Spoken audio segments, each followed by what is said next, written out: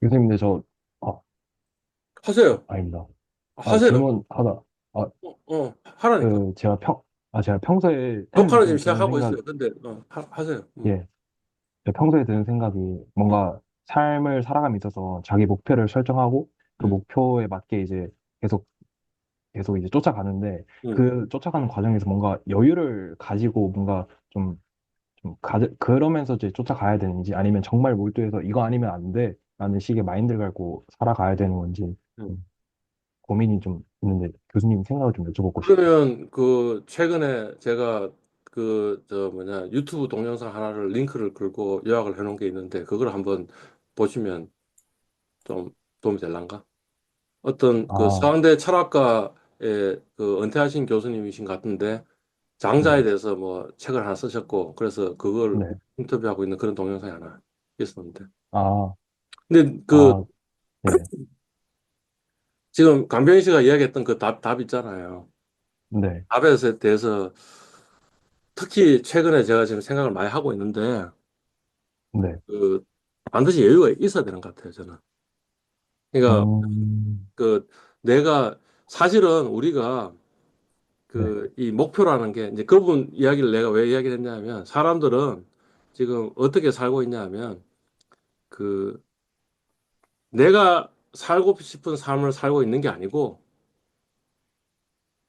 네, 남들처럼 살고자 한다라는 그런 아, 메시지를 그 음, 양반이 이야기를 하고 있거든요. 네, 그러니까 사실은 뭐냐면 우리가 진짜 내가 어떻게 살아야 되는가에 대해서 심각한 고민을 별로 열심히 안 하는 것 같아. 아니, 음, 딴 사람들 지금 비판하는 게 아니고 내 스스로가 그랬던 것 같다는 생각도 많이 든다는 거지. 그러니까 사실은 좀 약간 내가 그, 어, 또 다른 이야기를 할까요? 그, 구글은 어떻게 하냐면 이 사람이 구글에서 일하는 일에 70%만 일을 하라는 거야. 아, 회사에서 당신이 해야 될 일의 70%만 하라는 거야. 아, 하고 나머지 네, 30%는 그냥 네가 하고 싶은 프로젝트를 하라는 거야. 구글에서 그렇게 하고 있대요. 어, 근데 실제 구글에 부가가치를 올리는 프로젝트는 어디서 나오냐 하면 그 네, 30%에서 나온대. 이해 가요? 지금 무슨 말인지. 네, 네, 우리나라 회사들은 주로 뭐냐면 100%가 아니고 120% 하라고 이야기를 하잖아. 네, 150%를 이 착취를 하고 있다고 우리나라 회사들을 보면 그게 과연 네, 옳은가라는 거지. 그러면 사실은 어, 아닐 수 있다라는 거죠. 그래서 음, 보면 뭐 이런 거예요. 렐 페이지가 자기 갑자기 이런 프로젝트를 하나 제안하고 이 네, 프로젝트 할 사람들 다 손들어 이렇게 얘기하는 거예요. 네, 그러면 그 손들어 가지고 그 사람들이 그 프로젝트를 하는 거예요. 네, 자기 70%는 자기 메인 잡이 있잖아. 그래서 메인 잡을 하고 있는데 나머지 30%는 그 자기 하고 싶은 잡들을 하는 거야. 네, 어. 그렇게 하는데 오히려 그 구글의 가치는 어디서 나오냐면 그 30%에서 나오는 것 같다라는 이야기들을 하는 거죠. 그러니까 음, 그런 게 좀 있는 것 같아요.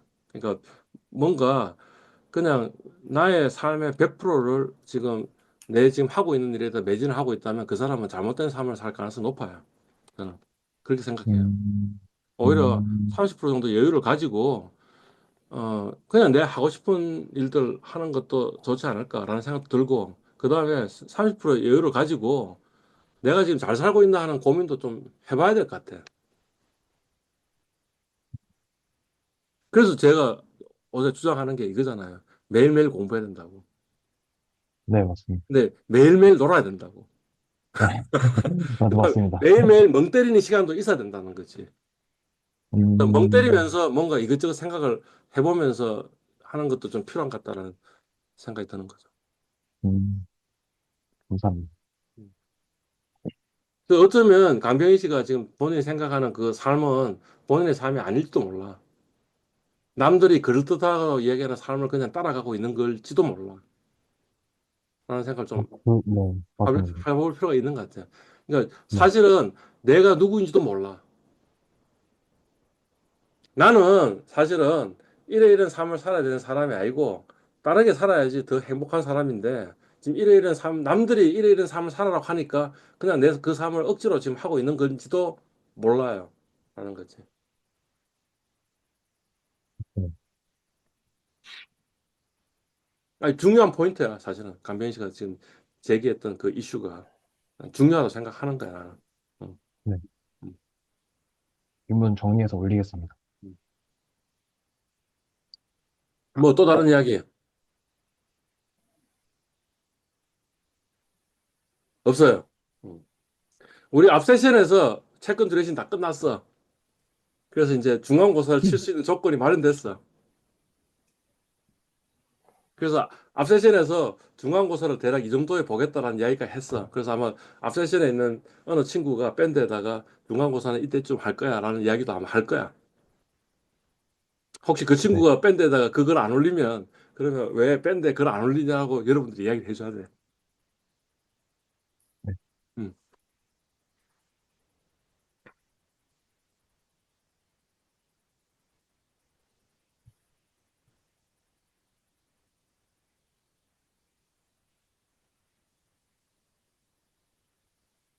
그러니까 지금 하는 내용은 우리 중간고사에 나올 내용이 아니네. 기말고사에 나올 내용이네. 음. 그 다음 세 번째 챕터는 뭐냐면 최적화, 옵티마이제이션하고 그다음에 균형이에요. 이퀄리브리움. 예. 음. 네. 어, 우리 최종적인 목표는 뭐냐면 이거예요. 우리 최종적인 목표는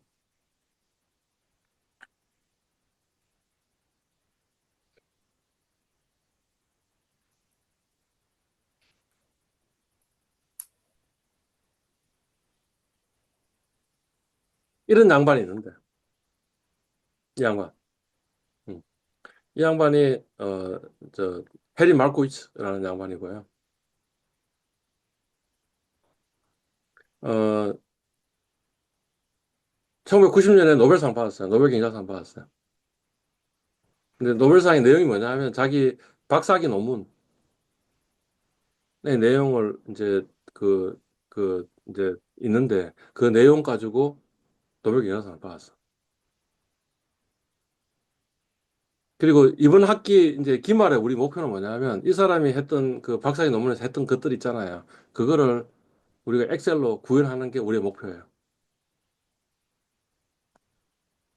그 대략 내용을 이야기하자면 이런 거예요. 이 사람이 박사학위 논문에서 했던 이야기 뭐냐면 어떤 자산이 매력이 있다, 매력이 없다 하는 것을 어떻게 이 그래프로 표현할 수 있을까 하면 X축에다가 요 자산들의 표준 편차를 놔둬놓고 Y축에다가 이거의 평균 수익률을 놔둬놓고 그래서 점을 찍을 수 있지 않냐. 점을 찍으면 이왕이면 표준 편차가 좀 작았으면 좋겠고 그 다음에 평균은 좀 높았으면 좋겠다. 그래서 뭐 이를테면 지금 여기서는 뭐냐면 화학이 코스피보다 평균은 높고 그러니까 좀 더 많이 먹을 수 있고 그 다음에 뭐 위험은 이게 표준 편차는 더 작으니까 위험은 그냥 거의 비슷하니까 위험은 비슷하면서 평균 수익률은 높으니까 코스피에 투자하는 것보다는 화학에 투자하는 게 더 좋아. 이렇게 이런 이야기를 한 거예요. 네. 아니 그러니까 지금 그냥 대략 그냥 스케치를 하는 거니까 이 이야기를 이해해도 좋고 이해 안 해도 좋아요, 사실은. 오케이? 건설업은 별로 안 좋은 자산이야. 이런 거예요. 왜냐하면 건설업은 이거 X축이 지금 표준 편차라 그랬는데 이걸 위험이라고 이제 이 사람은 측정한다고 제안을 한 거거든. 그러니까 뭐냐면 화학보다 위험이 더 크잖아. 그지? 그러니까 별로 안 좋은 거지. 그지? 그러면서 건설업은 화학보다 평균 수익이 더 낮아. 그러니까 건설업은 투자해서는 안 돼. 이 사람 박사학위 그 논문의 첫 번째 챕터 내용이 그런 거다라는 거지.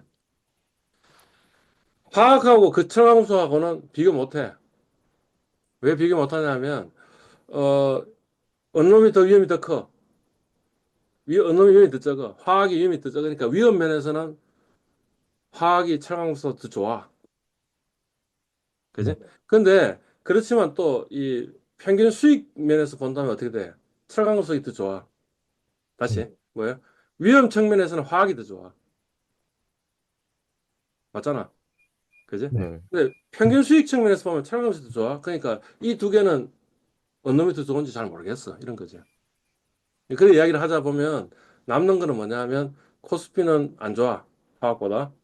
왜냐면 위험은 똑같은데 평균 수익이 낮으니까. 그지? 건설업은 화학보다 안 좋아. 왜냐하면 위험도 더 크면서 평균 수익도 낮아. 섬유업도 별로 안 좋아. 그지? 근데 그렇지만 화학, 철강금속, 전기전자는 이야기할 수 없어. 왜냐하면 철강금속이나 전기전자가 위험이 더 크긴 더 크지만 대신에 또 뭐가 있어? 수익이 평균이 좀 높은 것도 있는 것 같아. 라는 거지. 그러면 이제 첫 번째 챕터 내용이 뭐냐? 아, 요 세 개 중에 하나 고르는 게 좋겠지. 뭐 이런 거예요. 그죠? 그러고 나서 그 다음에 이제 이 사람이 이야기한 게 뭐냐면 근데 사람의 효용이 있지 않냐? 그래서 어떤 사람은 이런 식의 효용을 갖고 있는데 이걸 보고 뭐라 그러냐면 경제학에서 무차별 곡선이라고 얘기하는데 들어봤어요? 안 들어봤습니다. 무차별 곡선이 뭔지 알아 몰라? 모릅니다. 결론 배우는데 무차별 곡선이라는 말은 들어본 적이 없어. 들어봤어? 안 들어봤어? 안 안 들어봤습니다. 들어봤어? 오케이. 그러면 이제 제가 무차별 곡선의 개념이 뭔지를 이야기를 해야 될 거 아니야? 그게 이제 지금 아까 최적화 균형이라는 그 챕터에서 할 이야기야. 그리고 우리 최종 목표는 뭐냐 하면 무차별 곡선이 이런데 무차별 곡선이 이러면 어 그 화학이 이 철강금속이나 전기전자보다 좋다 이런 거예요. 근데 사실은 어떤 사람 무차별 곡선이 이런 무차별 곡선을 갖고 있는 사람도 있거든. 지금 방금은 이렇게 기울기가 큰 무차별 곡선인데 기울기가 이렇게 작은 무차별 곡선을 갖고 있는 사람도 있는데 그런 사람인 경우에는 전기전자가 더 좋아. 이렇게 되는 거예요. 그게 뭐냐면 해리 마르코스의 박사학위 논문의 두 번째 챕터야. 그러니까 사실은 백그라운드가 경제학에 있는 거지. 경제학을 어디로 갖고 온 거야? 투자에다 갖고 온 거야. 음. 해리 마코이츠는 뭐라고 얘기했냐면 이걸 뭐라고 했냐면 현대 포트폴리오 이론 이렇게 얘기했거든. 현대 포트폴리오 이론 이렇게 얘기했거든. 그러니까 뭐냐면 경제학에서 갖고 있는 어떤 이 저 뭔가 선택하는 문제를 소비자 선택의 문제를 어디로 갖고 왔냐면 투자의 문제로 갖고 온 거야. 그게 두 번째 챕터. 그 다음에는 가만히 보니까 이 자산들을 섞을 수가 있는데 자산들을 섞어가지고 포트폴리오를 만들어 보니까 그러면 사실은 조금 더 왼쪽으로 보낼 수 있다 하는 사실을 이 사람이 이제 세 번째 챕터에서 이야기를 하는 거야. 왼쪽으로 보낸다는 말이 무슨 말이죠? 동일한 평균을 가지고 있으면서 조금 더 왼쪽으로 보낸다는 게 위험을 좀 더 줄일 수 있는 방법이 있는데 포트폴리오를 섞으니까 뭔가 좀 더 줄일 수 있다는 거죠. 그걸 포트폴리오 위험 분산 효과 이렇게 이야기하는데 그러니까 조금 더 왼쪽으로 가니까 사실은 화학이라는 자산 하나 선택하는 것보다는 그거보다 훨씬 더 효용을 좀 높일 수 있는 조합이 있더라는 거지. 지금 이제 요 녹색보다는 요 파란 색깔이 훨씬 더 효용이 커지거든요. 근데 그거는 뭐냐 하면 응? 이런 자산들을 좀 섞은 거야. 어. 그러면 이제 뭔가 좀 더 나아졌잖아. 그지? 근데 이것도 네. 사실은 뭐냐면 대단한 게 아니고 경제학에서 또 이런 이야기, 이런 비슷한 이야기를 하고 있다고. 그걸 그냥 투자의 문제로 가져온 거지. 소비자 선택 또는 생산 선택의 문제를 그냥 이 투자의 문제로 가져온 거야. 오케이? 응. 네. 그 다음에는 또 뭐냐면 세상에 무임자산이 있다면 무임자산하고 위험자산을 연결한 그런 어떤 선들이 되는데 선들이 있으니까 그러면 그 중에는 뭐냐면 요거 최소 이걸 이제 최소 분산선이라고 그러는데 최소 분산선하고 무임자산을 연결한 직선 중에 탄젠트한 점이 있는데 그게 오히려 더 훨씬 더 나은 투자 기회를 준다라는 거 이제 그 다음 챕터에서 이 사람이 이야기를 하고 finally 뭘 이야기하고 있냐면 그러면 사실은 요 선하고 무차별 곡선하고 접하는 점에서 투자를 선택하는 게 더 효용을 더 극대화한다라는 이야기를 하면서 끝을 내는 거야. 그러면서 그걸 뭐라 그러냐면 모든 포트폴리오 띠어리, 현대 포트폴리오 이론이다 이렇게 이야기한 거예요. 그게 지금 우리가 이번 학기의 목표예요.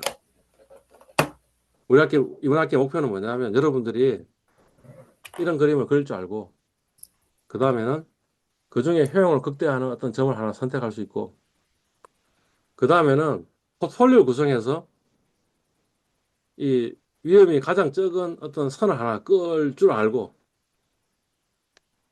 그리고 나서 그 이 최소 분산선 중에 효용을 가장 극대화하는 점을 찾을 줄 알고 그리고 나서 그 다음에 뭔가 무염자산하고 연결한 직선을 그어가지고 요 최소분사와 접하는 접점을 하나 찾고 그러면 그 선상에서 가장 효용을 극대화하는 점을 찾고 하는 일들을 엑셀로 구현할 수 있는데 그걸 구현하는 게 이번 학기의 목표예요. 이제 이번 학기 끝날 때, 오케이? 예. 근데 지금 당장 지금 무찰곡선 모른다며, 그지? 그러니까 무찰곡선 이야기를 해야 될 거 아니야. 그게 뭐냐면 이 이야기예요. 경제학에서 뭔가 최적화하는 문제들이 있는데, 뭐 생산의 문제도 있고 최적 소비를 선택하는 문제도 있는데 그 최적화하는 걸 좀 이야기를 하려고 하고 그 다음에 또 그러다 보면 뭐 소유곡선이 만들어지고 공유곡선이 만들어지고 해서 균형이라는 개념을 이야기하게 되는데 그 균형이라는 이야기하는 게 지금 3장에서 이야기할 내용이 되겠어요? 네. 오케이. 그냥 스케치를 한 거예요. 지금 전체 우리 최종적인 목표가 그거고 경제학 개념, 기초 개념도 좀 부족하니 그냥 경제학 이야기를 먼저 좀 하자라는 거예요. 오케이. 네, 균형이 뭔지 알아요? 근데 사실 네. 균형이라는 개념은 대략 사람들이 좀 알고 있어요. 뭐냐면 수요하고 공급이 만나면 그게 균형이다라는 개념을 대략 알고 있어요. 어, 혹시 이런 그래프 본 적 있어요?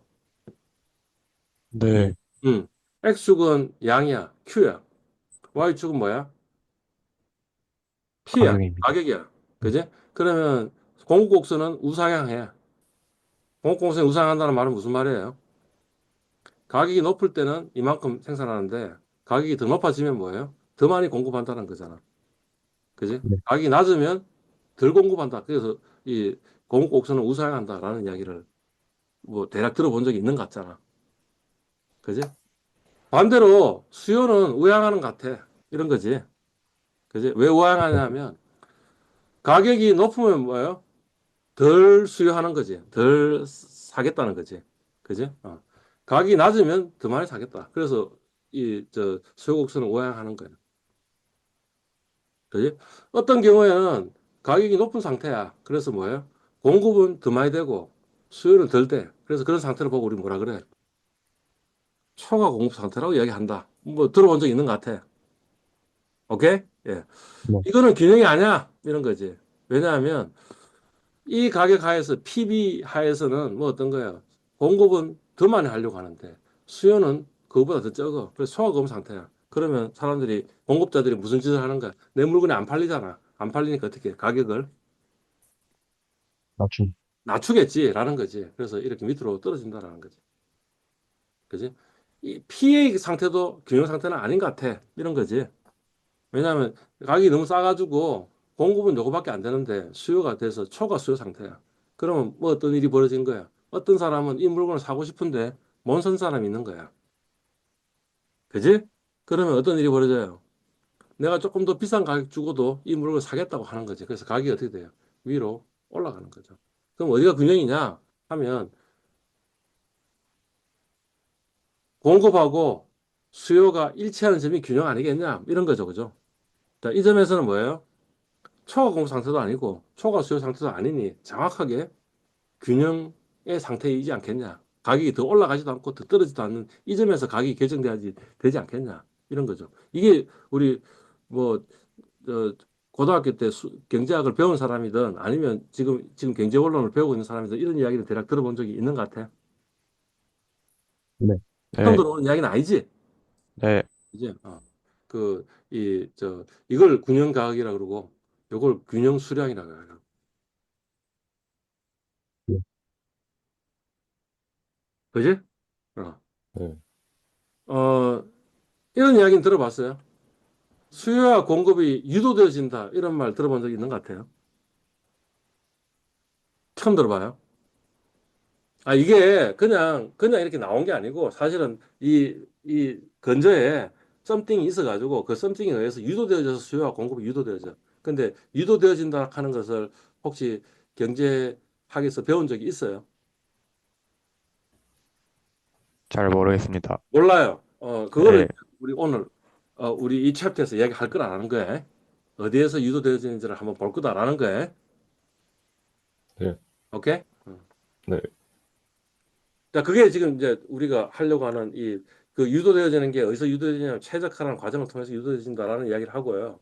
그 다음에 그래서 그 결과 균형이 이루어진다라는 그 과정들을 한번 우리가 하고 그걸 우리가 엑셀로 한번 보자라는 거예요. 지금 이게 요 챕터의 주요 목표예요. 그냥 네. 스케치한 거니까 그냥 그런 값다라고 그냥 들으면 되는 거지. 네. 오케이? 예. 네. 네. 네. 자, 그래서 첫 번째 그 우리가 알아야 될 개념은 뭐냐면 생산 가능 곡선이에요. Production Possibility Frontier 그런 게 있는데 이거는 들어본 적이 있어요? 아니면 배운 적이 있어요? 예, 경제훈련 시간에 배웠습니다. 인지올리전 시간 배웠어요. 그게 생산 가능 곡선이에요. 생산 가능 곡선이 뭐예요? 여기 적어놨네. 그죠? 한 경제 주체가 있는데 이를테면 국가나 기업이나 개인일 수 있는데 그죠? 주어진 자원과 기술 수준에서 가령 이제 심플한 거는 상품이 두 개겠지. 두 개면 우리가 지금 뭐냐면 2차원 평면에서 뭔가 표현할 수 있으니까. 근데 사실은 뭐냐 생산 가능 곡선은 뭐 5만 가지 상품이 있을 수도 있지. 그러면 이제 다차원 평면으로 가겠지. 근데 그거는 우리가 지금 그래프로 표현 못 하니까 그냥 일단은 뭐냐면 두 상품으로 단순화시켰다 이 소리예요. 그죠? 그래서 최대한으로 효율적으로 생산할 수 있는 조합을 나타내는 곡선을 우리 뭐라 그러냐면 생산 가능 곡선이라 그래요. 뭐, 네. 뭐, 그냥 뭐 그렇다라는 거고. 그래서 이런 그래프 본 적 있어요. 네. 예, 본 적 있습니다. 이런 그래프 본 적 있어요. 아씨, 또 왜 또 하니까 또 이래 돼 버리냐. 이런 그래프 본 적 있어요. 그죠? 예, X축은 뭐지? 자동차야. Y축은 뭐야?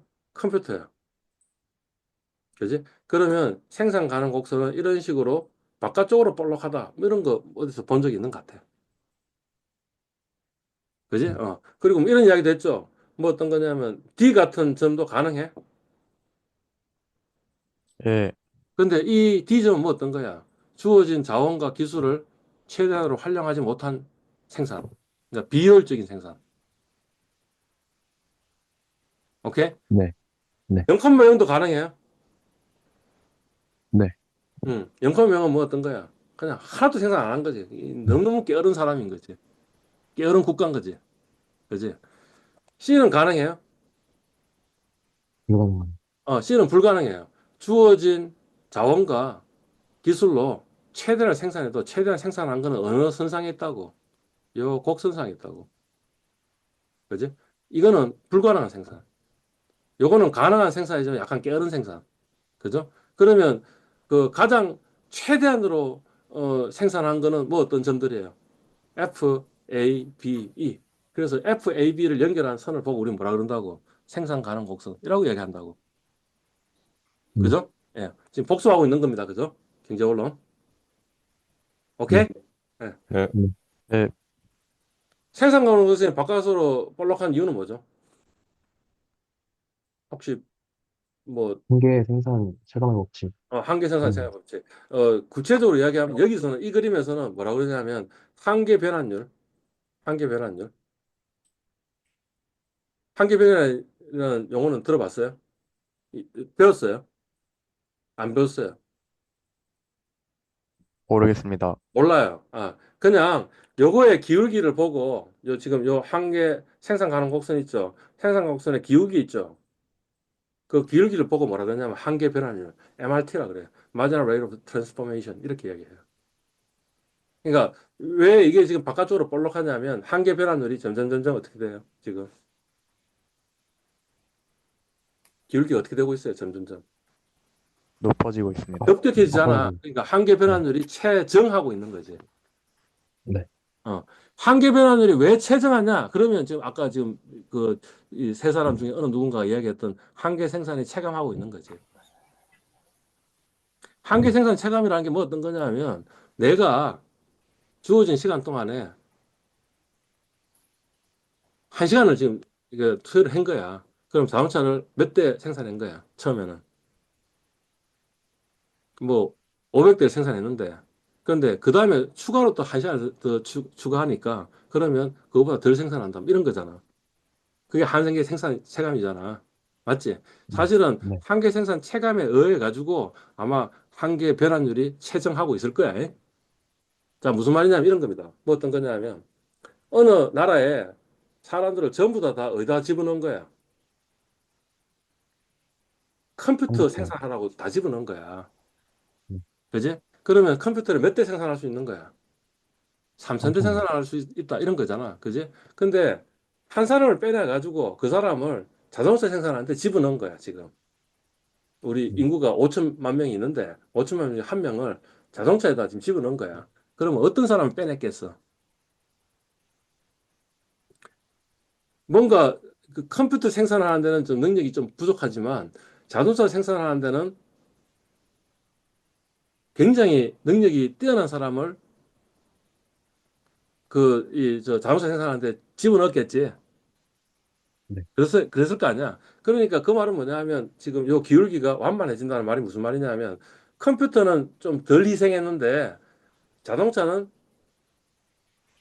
굉장히 많이 생산했다라는 거잖아. 그러니까 그 사람이 뭐 어떤 사람이냐면 자동차에 특화된 인간을 한 사람을 빼내가 자동차에 생산했으니까 기울기가 완만하겠지. 음, 그지? 근데 어, 맨 마지막에는 어떻게 되겠어? 우리 인구 5천만 명을 전부 다 어디다 집어넣은 거야? 자동차에다 집어넣은 거야. 그러면 그 사람은 뭐 어떤 사람이야? 사실은 컴퓨터는 좀 잘 생산할 수 있는데 자동차 생산하는 데는 정말 재능이 없는 사람을 집어넣었을 거 아니야. 그지? 그러니까 자동차 한 대를 생산하는데 희생해야 될 컴퓨터는 굉장히 큰 거지. 많은 거지. 그러니까 기류가 급격하겠지. MRT가. 그러니까 한계 생산 네. 체감 법칙도 사실은 그런 거다라는 거지.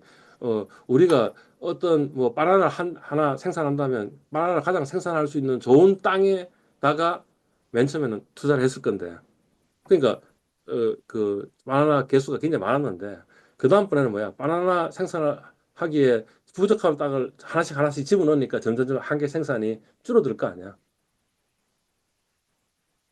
뭐 네. 공부도 마찬가지고 공부도 뭐 어떤 거냐면 맨 처음에는 뭐야 공부에 하기에 가장 적합한 시간을 투여했을 건데 그 다음 한 시간은 뭐 어떤 거겠어 그거보다는 좀 그 적합하지 않은 시간을 투여했을 거 아니야 그러니까 점점 한계 생산이 줄어드는 거니까 이 한계 이 한계 변환율이 지금 최저하는 이유는 뭐냐 하면 정확하게 한계 생산 체감 법칙이 작동하기 때문에 그런 거지 근데 whatever 뭔가 한계 생산 체감하니까 한계 변환율이 최정하니까 그러니까 바깥쪽으로 이렇게 볼록 하겠네라는 거지.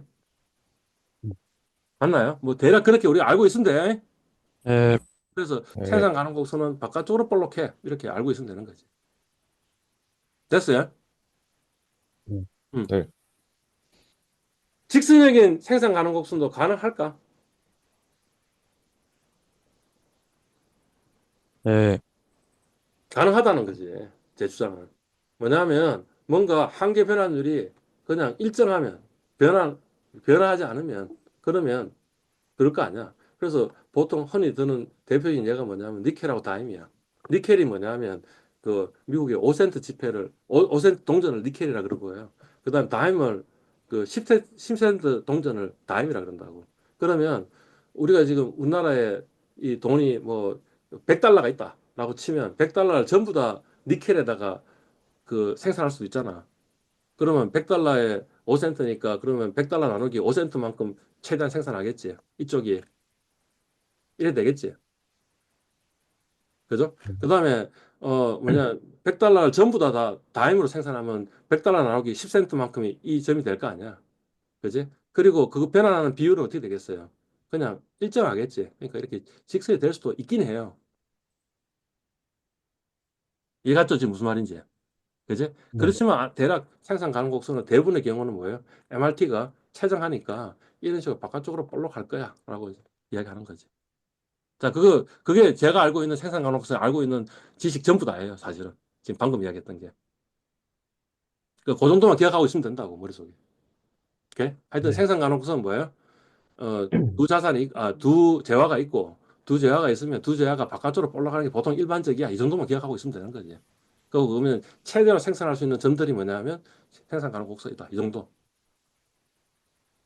네. 아니, 지금 경제원론 리뷰한 거야. 네. 오케이? 예? 네. 네, 됐어요? 오케이. 네. 효용 알아요, 몰라요? 압니다. 압니다. 무차별 곡선 알아, 몰라? 아까 아, 모른다며. 알아, 몰라? 배웠어, 안 배웠어? 모르겠습니다. 모르겠어. 오케이. 그럼 이제 효용하고 무차별 곡선 이야기를 할게요. 에? 네, 예? 네, 예, 예. 네, 효용이 뭐야? 효용이 뭐냐면, 뭐, 이거 지금 제가 퍼플렉스한테 물어본 건데. 그러니까, 요렇게 이야기하더라고. 재화나 서비스가 개인에게 주는 만족함이나 유익함을 효용이라고 합니다. 이렇게 얘기한 거죠. 그리고 그 다음에 그 퍼플렉스 때 뭐라고 했냐면 행복, 만족, 가치의 크기를 그냥 효용이라고 생각하면 됩니다. 이렇게 인 거지. 그지? 그러니까 기쁨이라고 생각하면 돼. 그러니까 우리가 바나나를 하나 먹었을 때 기쁨이 있을 거 아니야. 그지? 네. 뭐 10의 기쁨이라고 하지 않는 거지. 그죠? 그 다음에 바나나 하나 먹다가 두 개를 먹으니까 10보다는 기쁨이 좀 줄더란 말이지. 그래서 우리 그거 보고 뭐라 해?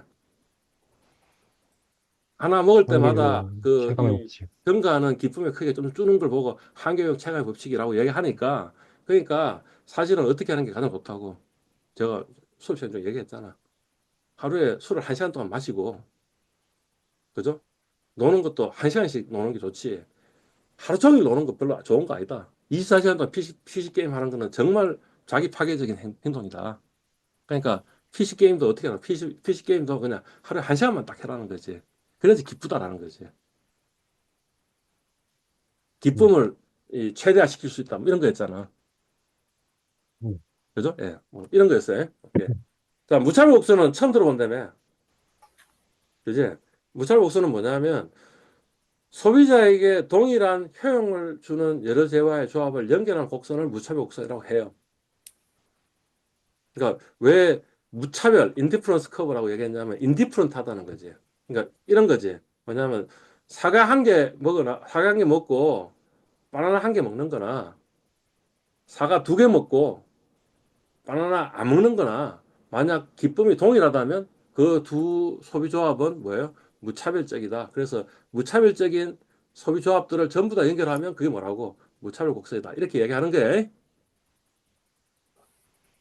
오케이? 네, 어. 네, 네, 자, 가령 이를테면 쌀하고 차하고 곱한 게 무차별 효용이다라고 생각해 봐요. 우리 효용 함수가 쌀 개수, 쌀 가마니수하고 차 대수를 두 개 곱한 게 우리의 효용이다라고 이렇게 뭐 생각할 수 있겠죠. 네, 자, 이를테면 이런 거죠. 쌀 한 가마니 곱하기 차 한 대. 그러면 우리한테 1의 효용이 주어지고 쌀 10가마니하고 차 한 대. 그러면 우리한테 어떤 효용이 주어지는 거예요? 10의 효용이 준다라고 생각할 수 있잖아. 그래서 그냥 그 그림 그린 거예요.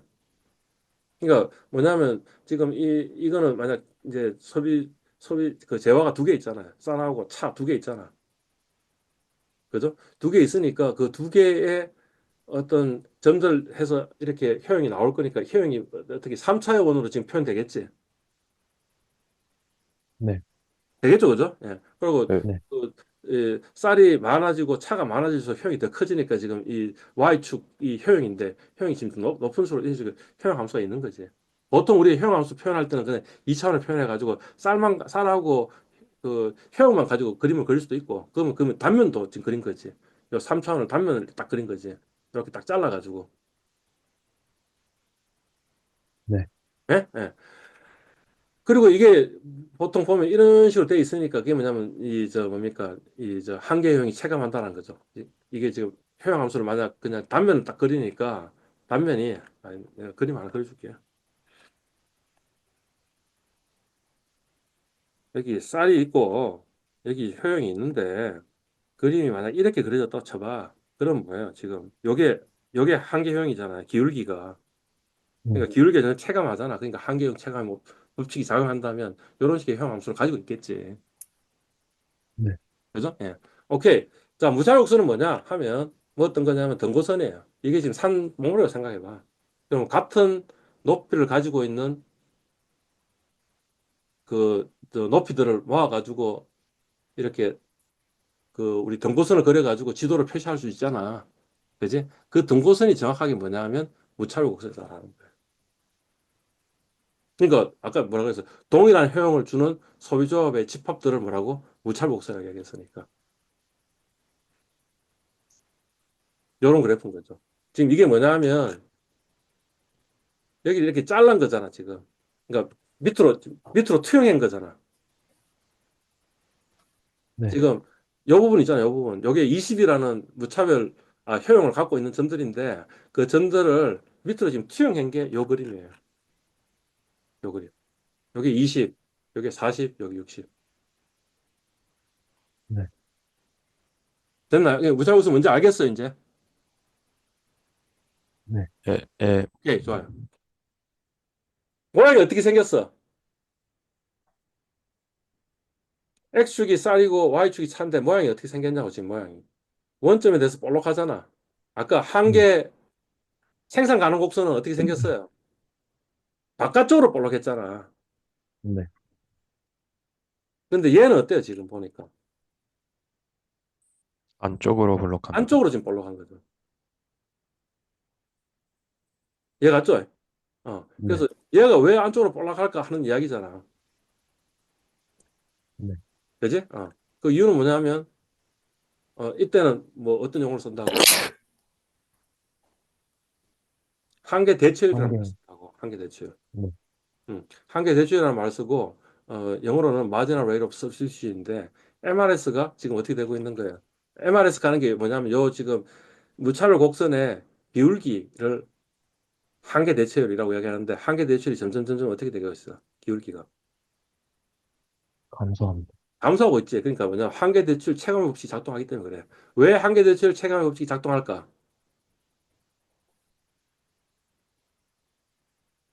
한계용 체감 법칙이 작동하기 때문에 이런 거지. 다시, 네. 이 점은 뭐 어떤 점이에요? 쌀을 한 가마니 먹고 차를 100대 소비하는 소비점이야. 그지? 네. 거기서 그 다음 뭐 어떻게 하는 거예요? 지금 쌀을 적게 먹고 있는 상태잖아, 내가. 그 다음에 차는 많이 먹고 있는 상태잖아. 네. 그죠? 그런 상태에서 쌀을 한 단위 증가했어. 그지? 네. 그러면 내 기쁨이 굉장히 많이 증가했을까? 적게 증가했을까? 많이 많이 증가했죠. 증가했겠지? 안경 네. 체감 법칙에 의하면. 그 다음에 여기 있는 상태는 뭐예요? 지금 쌀을 한 단위, 차를 한 단위 줄인다 하더라도 차를 지금 많이 먹고 있잖아. 많이 네. 먹고 있다가 좀 적게 먹으니까 어떻게 되겠어? 한 단위 줄이더라도 별로 효용의 감소는 별로 없을 거 아니야. 그죠? 네. 그러니까 어떻게 돼요? 이때는 기울기가 굉장히 극격한 거죠. 쌀은 적게 먹고 있는 상태고 차는 엄청 많이 먹고 있는 상태인데 그런 상태에서 쌀을 한 단위 증가하면 한 단위 증가한 쌀에서 얻는 기쁨은 굉장히 크고 차를 한 단위 줄였을 때의 기쁨의 감소는 별로 안 많으니까 그러니까 기울기가 급격하겠지. 음. 여기는 어떻게 했어요? 여기는 뭐냐면 쌀은 많이 먹는 거야. 근데 차는 별로 안 먹고 있는 거야. 그런데 쌀을 한 단위 증가시키기 위해서 차를 희생해야 돼. 그러니까 어떻게 돼? 쌀은 많이 증가시켜야 되고 차는 조금만 감소시켜도 기쁨이 두 개 차이가 별로 없겠지. 그러니까 지금 이게 원점에 대해서 볼록한 거죠. 네. 그죠? 예. 그러니까 사실은 무차별 곡선도 사실은 직선일 수도 있어요. 네. 음. 어떤 경우에? 이런 거 한번 생각해 보시라는 거지. 무차별 곡선이 이렇게 직선인 경우도 있을까? 그 다음에 무차별 곡선이 이런 식일 수도 있는가? 이런 거 생각해 보면 되겠죠. 무차별 곡선이 이런 거인 예가 뭐냐면 왼쪽 신발하고 오른쪽 신발 같은 경우가 아마 그럴 건데요. 뭐냐면 왼쪽 신발을 500짝 갖고 있고 내가 오른쪽 신발을 한 짝만 갖고 있으면 어차피 그 효용이나 오른쪽 신발을 한 짝 갖고 있고 왼쪽 신발을 한 짝 갖고 있는 효용이나 그다음에 오른쪽 신발을 1000짝 갖고 있고 왼쪽 신발을 한 짝 갖고 있는 거나 다 똑같잖아. 왜냐면 어차피 양 짝이 있어야지 되잖아. 네. 어. 그런 게 뭐냐면 요런 식의 무찰 곡선이지 않겠냐라는 거. 그래서 이런 것도 있나요? 이렇게 직선인 것도 있나요? 그러니까 지금 이런 원점에 대해서 볼록한 게 아니고 이런 것도 있을까요? 있을 것 같아요. 햄버거 빵하고요. 이제 햄버거 아니지. 핫도그 빵하고요. 핫도그 소세지 같은 경우에 그렇되지 않을까?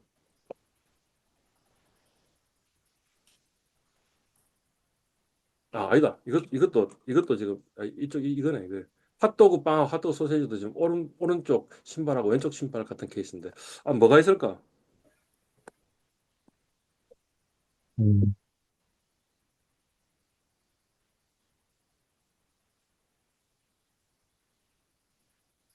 어,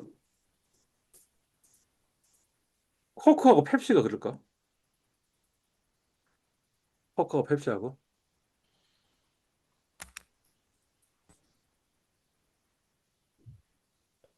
제가 방금 검색을 해봤는데 음. 완전 대체제이면 맞아, 가능하다고 맞아. 합니다. 여기 뭐냐면 완전 보완제고, 완전 보완제 하는 게 두 개가 같이 있어야지만 완벽한 가치를 가지고 같이 없으면 되는 게 오른쪽이 완전 보완제고, 여기 완전 대체제인데. 한번 찾아봐요. 네. whatever. 하여튼 뭐냐면 일반적인, 것들은 뭐냐면 전부 다 이렇다라는 거죠. 됐어요? 네. 오케이. 네, 자, 이제 드디어 이제 생산 경제에서의 최적 생산과 최소 소비 문제를 한번 풀어보자라는 거예요. 음. 지금 어느 나라 경제가 있는데 생산 가능 곡수는 R 제곱 더하기 C 제곱 이꼴 100 이렇게 주어졌다라고 치자라는 거지. R은 뭐냐 하면 이제 쌀의 가만히 수, 그다음 C는 뭐냐면 차의 대수. 어. 그래서 생산 가능 곡선이 이렇게 생겼으니까 이게 지금 뭐예요? 원의 공식이잖아. 원의 공식이니까 지금 바깥쪽으로 볼록한 생산 가능 곡선 맞아요. 아니, 네. 그려보면 나중에 알겠지. 그죠? 그 네. 다음에 효용함수는 U 이꼴 RC 제곱 적혀 있잖아. 그러니까 이게 뭐냐면 이렇게 안쪽으로 원점에 대해서 볼록한 형태로 되어 있겠어요. 그러니까 쌀을 많이 먹을수록 좋은 거지, 그지? 그 다음에 차를 많이 가지고 있을수록 좋은 거지, 그지? 그런데 뭐냐면 이게 C의 제곱이니까 차를 갖고 있을 때는 그게 제곱으로 좋은 거고 U는 그냥 선형으로 좋은 이런 형태인 것 같은데. 그리고 나서 그다음 뭐예요? 이 경제하에서 최적 생산하고 최적 소비가 어떻게 되는지라는 것을 지금 묻고 있는 문제네요. 그러니까 이걸 이제 엑셀로 한번 풀어보자는 거지, 일일이. 그지?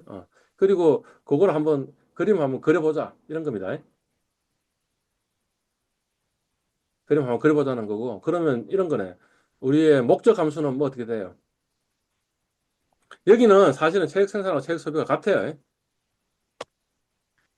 어차피 뭐냐면 우리가 우리가 생산해서 우리가 먹는 거니까, 이를테면 뭐 어떤 생산 가능 곡선 상에서 가장 어, 효용을 극대화하는 소비를 할 수 있도록 그렇게 생산을 하는 게 가장 좋으니까 최적 생산하고 최적 소비가 똑같을 거예요. 음. 어, 하여튼 목적 함수는 뭐냐면 효용을 극대화하는 거고, 그 다음 뭐예요? 우리가 바꿔야 되는 거는 R하고 C를 바꿔야 되는 거고, 그 다음에 우리의 제약 조건은 뭐냐 하면 생산 가능 곡선상이 될 거야. 이게 뭐냐 하면 그림이 아마 이래 될 거라는 거지.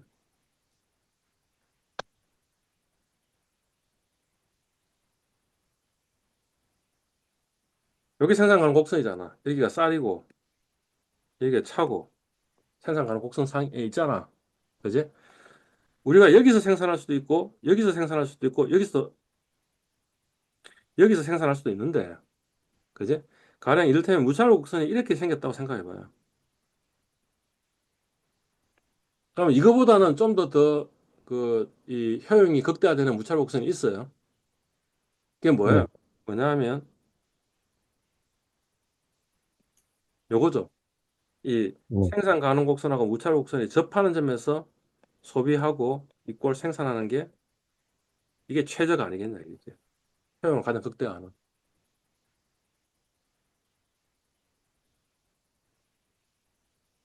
빨리 이야기해줘요. 이해 갔어요, 안 갔어요, 지금 내 말? 이해했습니다. 어. 아, 이건 알아요. 요 무찰곡선보다 요 무찰곡선이 훨씬 더 좋은 무찰곡선이라는 거. 효용이 더 큰 무찰곡선이라는 거는 원점에서 멀수록 쌀하고 차를 더 많이 소비하니까 더 좋은 거잖아. 근데 이거는 불가능하잖아. 요런 소비는 불가능하잖아. 왜냐면 음, 생산 가능 곡선 바깥쪽에 있으니까. 요건 아니야. 그지? 요거는 생산은 맥시마이즈 시켰지만 생산 가능 곡선이 전부 다 생산을 맥시마이즈 시킨 거지만 맥시마이즈 시켰지만 그렇지만 효용으로 이야기한다면 요거보다는 요게 더 효용이 더 좋은 거 아니냐. 그러니까 결국에는 뭐냐면 생산 가능 곡선하고 무샤 곡선하고 접하는 점에서 생산과 소비를 하면 그게 최적의 생산 소비가 되지 않냐 이거지. 효용을 극대화하는 소비가 되지 않냐. 네, 오케이? 그리고 그러니까 우리 목표는 뭐냐 하면 지금 요것을 해서 R하고 C가 뭔지를 알아내는 거 1번. 그지? 두 번째는 뭐냐 하면 지금 요 생산 가능 곡선하고 요걸 지나가는 무찰 곡선 한번 그림 한번 그려보자 이런 거야. 지금 네, 그림 적혀 있잖아. 네. 그죠? 예. 예. 해봅시다.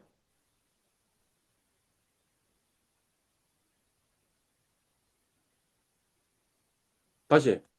지금 목적 함수는 뭐라고?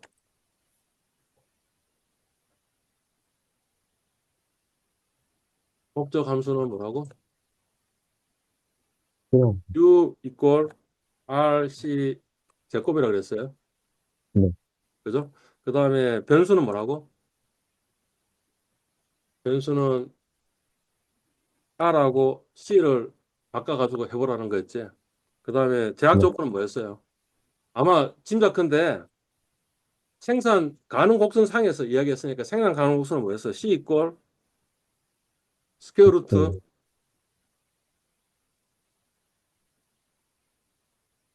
네, SQRT 그다음 뭐죠? 100 빼기 그다음에 R 제곱이었어요. 아, 네, 어? 맞나? 네, 네, 제곱이라 그랬지. 일단 요 문제부터 풀고 나서 그다음에 그림 그립시다. 네, 오케이? 자, 그러면 그 생산 가능 곡선은 뭐라고? 곡선은 식이 어떻게 되냐면 X는 R이고 Y는 지금 C인데 가령 네, 요게 1이라고 하면 요거는 뭐가 되는 거예요? SQRT 네, SQRT 100 빼기 왼쪽 배꼽 맞나? 네, 어. 네, 그러니까 사실은 뭐냐 하면 이제 생산 가능 곡선식을 뭐냐 하면 C 이꼴 루트 100 빼기 R 제곱으로 표현했으니까 그러면 이제 R만 정해지면 C는 자동적으로 정해지도록 만든 거네. 네. 맞지? 예, 그다음 효용함수 어떻게 돼? 효용은 어떻게 돼? 아이씨. 왜 이 저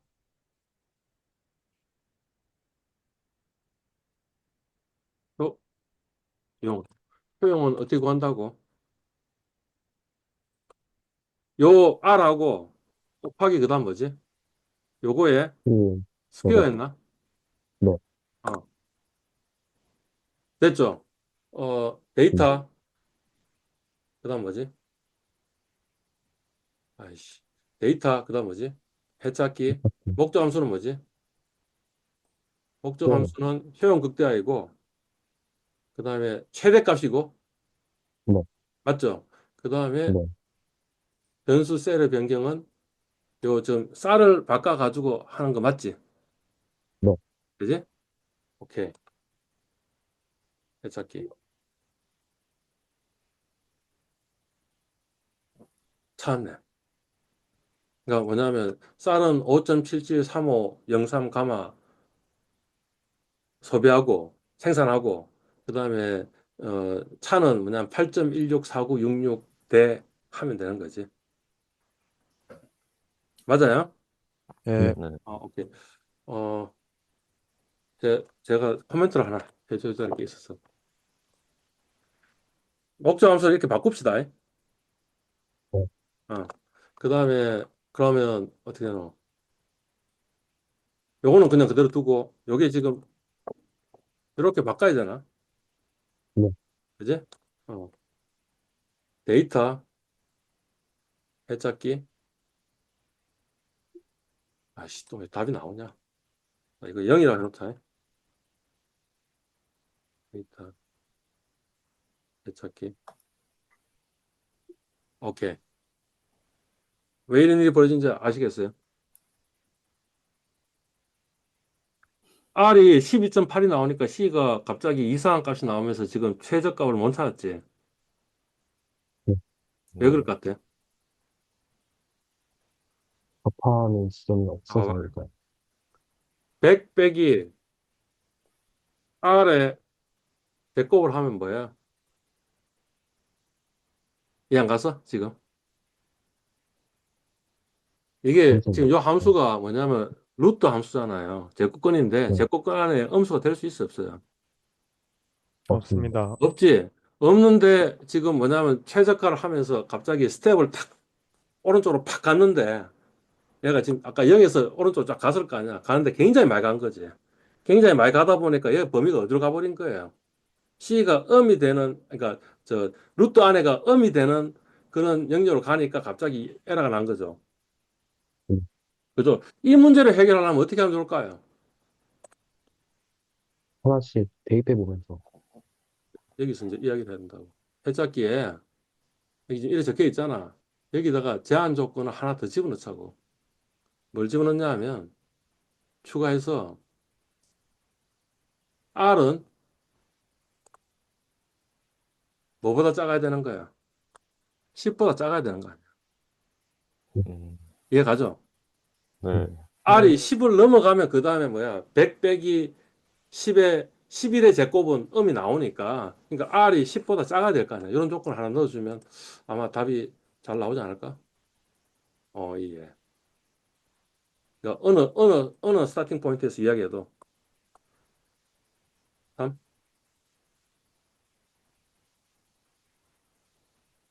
우리 이제까지 하면서 이런 문제는 없었잖아. 그죠? 예. 예, 그러니까 뭐냐면 지금 이제 하나 더 집어넣어야 된다는 이야기였어요. 아까는 그 문제가 어떨 때는 생기고 어떨 때는 안 생기는 거지 지금. 요거 지금 제곱이지. 원래 요게 제곱이니까. 배꼽일 때는 또 그 문제가 또 어째 하다 보니까 잘 안 나온 거지만 혹시 그런 문제 나올 수 있거든요. 그러니까 항상 그걸 조심하시라고. 요 제약 조건. 스타팅 포인트에 따라서 달라질 수도 있고 있으니까 그 제약 조건 하나 더 집어넣는 게 좋겠다고. 루트 안에는 음수가 될 수 없다는 조건 때문에. 오케이. 그래서 하여튼 답은 찾았어요. 답은 찾았죠. 어, 우리가 이제 생산 가능 곡선을 그림을 그리려면 어떻게 그림을 그리게 되겠어요? 생산 가능 곡선을 여기가 쌀이고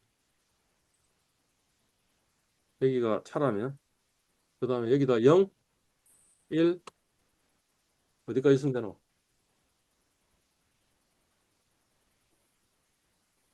차는 생산 가능 곡선 한번 그림 한번 그려보자라는 거야, 지금. 그죠? 그럼 차는 뭐로 돼야 되겠어?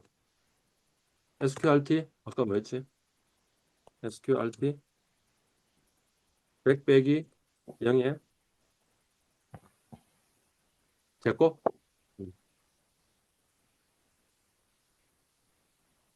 됐어요? 그죠? 네, 무차별 곡선은 네, 어떻게 그리면 되겠어요?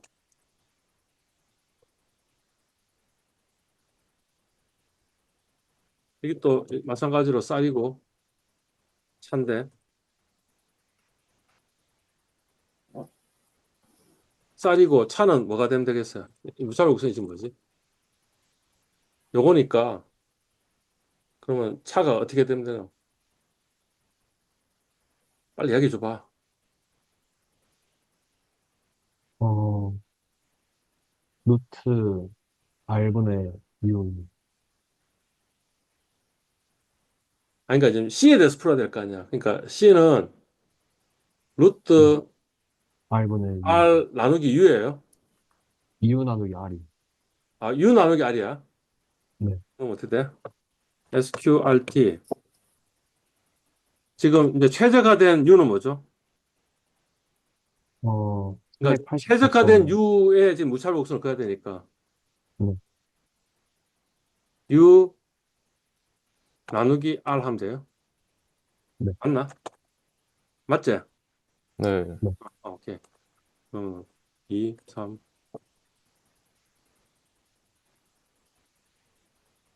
지금 R이 5.77인 근처가 하나 있어야 되니까. 그래야지 지금 우리 이 옵티마이즈한 포인트를 지금 찾을 수 있는 거 아니야. 그러니까 어느 게 유예요? 요거 달러 표시해야 되나? 예. 그자. 응.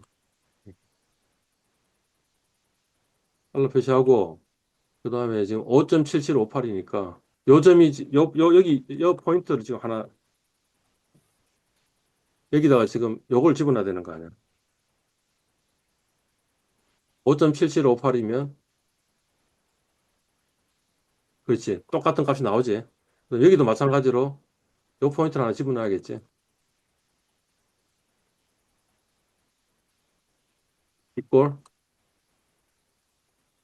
하면 그렇지. 그래야지 그게 지금 접한다라는 거잖아. 그지? 오케이, 됐어요. 그럼 이제 그림 그립시다.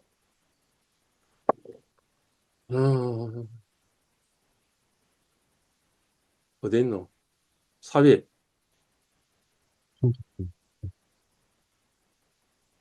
됐나요? 여기 생산 가능 곡선.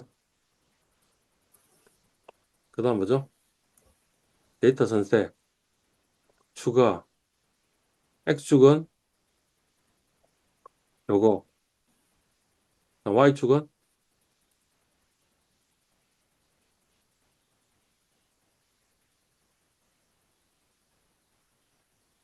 맞아요?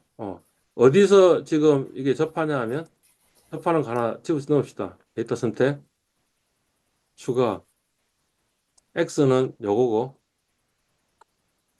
Y는 요거예요.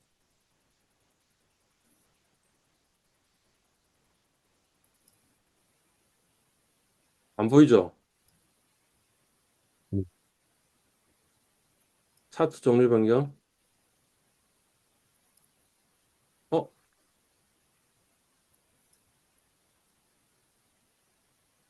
어? 아닌데.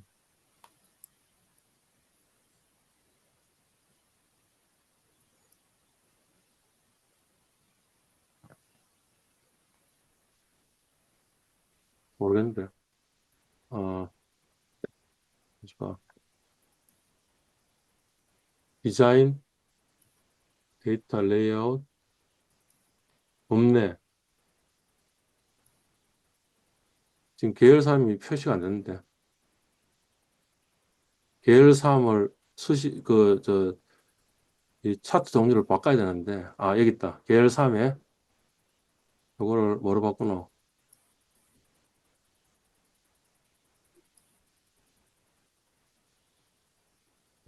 확인.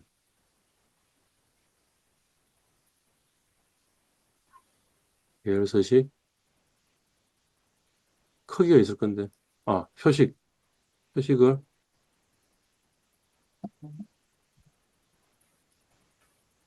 테두리가 아니고 표식인데. 표식 옵션에.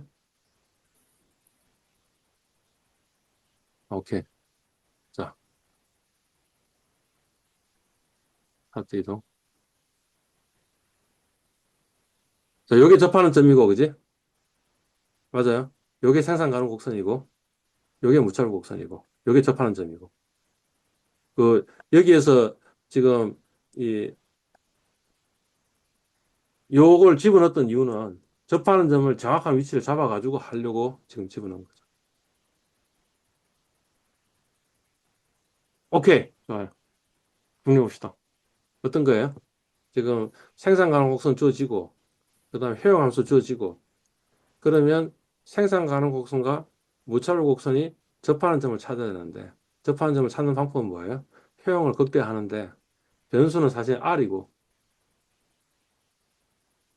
그죠? 예. 그 다음에 뭐예요? 그 생산 가능 곡선을 제약 조건에서 생산 가능 곡선 상에서 효용을 가장 극대화하는 게 지금 요거 하나 구하고 요거 하나 구하고 요거 하나 구하고 해가지고 그 중에 가장 효용 극대화하는 점을 하나 찾았고 찾아가지고 요 좌표 하나 구하고 요 좌표들 구하고 접하는 점 구하고 해가지고 그림을 그린 거죠.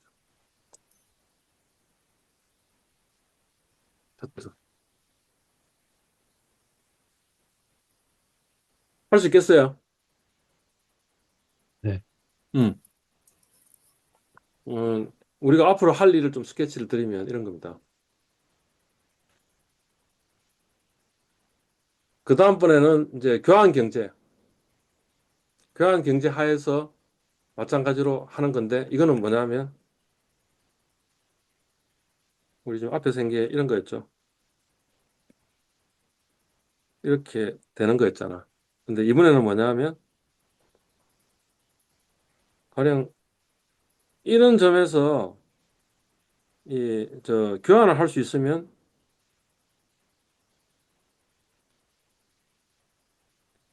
이런 식으로 교환을 할 수 있거든. 그러니까 그러면 그거보다는 조금 더 아니, 그림이 잘 못 그렸는데 좀 더 효용이 극대화하는 점에서 뭔가 소비를 할 수 있으니까 생산은 여기서 하고 소비는 여기서 하고 이런 일들을 할 수가 있거든. 그 이야기들을 하게 될 거라.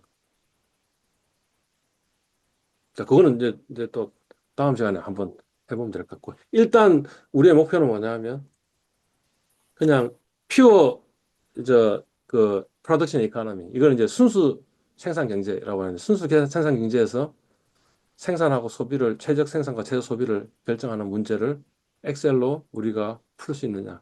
그다음에 그것 가지고 생산 가능 곡선하고 이 무찰 곡선을 그림을 그릴 수 있겠느냐 하는 게 지금 우리의 이슈인 거죠. 할 수 있겠어요?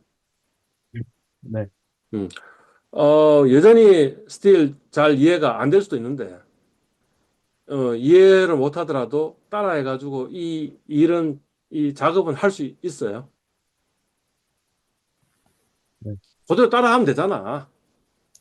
그지? 그래서 그대로 따라해서 익숙하게 만드는 게 중요하고, 이게, 어, 저, 중간고사 이후 범위니까, 그러니까 당장 지금 이 동영상을 안 봐도 상관없지만, 이제 중간고사 끝나고 나면, 그 다음에는 이 동영상을 잘 봐가지고 반복을 해야지만, 요걸 지금 제대로 하는 걸 해야지만, 그 다음 이야기, 그 다음에 수위함수, 공고함수 도출하는 거, 그 다음에 균형 문제 푸는 거까지를 해야 되는데, 그 과정들을 알 수 있으니까 사실은 이거 지금 미리 좀 해보는 게 좋아요. 요 진도 나가기 전에. 교환 경제 하기 전에 요거를 해가지고 이게 정확하게 뭐 어떤 의미인지를 실제 수행하고 수행하면서 그 의미가 뭔지를 좀 이해하는 게 필요한 것 같다. 이런 이야기. 여기까지 질문. 아, 미안합니다. 중간고사 범위도 아닌데 지금 중간고사 이후 범위 이야기를 미리 하는데 그걸 수업을 해가지고. 교수님, 아, 음, 아까 한계 변환율 얘기할 때, 음, 음. 제가 설명을 조금 듣다 보니까, 기회 비용이랑 완전히 동일한 것 같은데, 맞아요. 같은 개념으로 써도 될까요? 근데 이제 뭐냐면 MRT가 기회비용 맞아요. 네, MRT가 알겠습니다. 기회비용이 맞거든. 네. 근데 MRS는 기회비용 아니에요. 네. 그러니까 기회비용이라는 개념이 굉장히 러프한 개념이라는 거지. 지금 무차별 곡선의 기울기도 MRS잖아. 그것도 기회비용이라니까. MRS요? 그 다음에 MRT에 생산 가능 곡선의 기울기 있잖아. 그것도 기회비용이라니까. 그러니까 기회비용이라는 개념이 굉장히 러프한 개념이라고. 지금 동일한 그 두 기울기가 전부 다 기회비용이라니까. 음. 네, 좋은 알겠습니다. 지적이에요. 아주 좋은 질문이에요. 음. 또. 아니, 그런데, 뭐, 이렇게 개념 같은 거 우리가 정확하게 이해하는 것도 중요한데, 사실은 지금 우리한테 중요한 건 뭐냐 하면, 하여튼, 요 문제를 풀 수 있고요. 요즘 요 문제. 요 문제 풀 수 있어요. 지금은 못 풀겠지. 지금 제가 한번 이야기한다고 그게 무슨 말인지 잘 모를 수가 있잖아. 그러니까 이 문제를 풀 수 있고, 그 다음에 이 문제의 의미가 정확하게 뭔지를 알면 되는 거지. 그리고 그거는 지금 제가 방금 설명드린 거지. 그러니까 그걸 잘 기억하고 있어야지, 그 다음 이야기를 할 수 있다는 거지. 네, 알겠습니다. 네, 끝내요. 끝냅니다. 네, 음. 네, 오늘 네. 그냥 잠시 스케치 하려고.